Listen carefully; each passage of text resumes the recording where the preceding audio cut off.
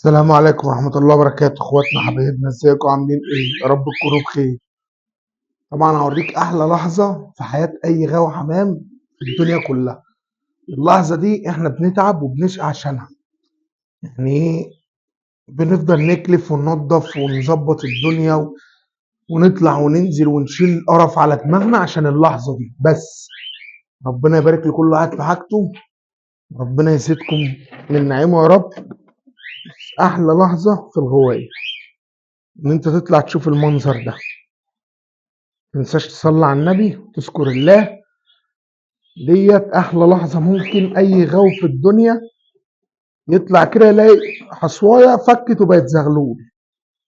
اهم حاجة ما تنساش تصلي على النبي وادعوا لنا بالبركة وقولوا لنا ايه رأيكم. دي حاجة كده استرالية بسعنا على قد الحال، يعني حاجة كده ايه، مش اجمل حاجة في الدنيا لكن حاجة على قدنا. الاب اهو وادي الام. ادعوا لنا بس بالبركة وربنا يستر علينا وعليكم.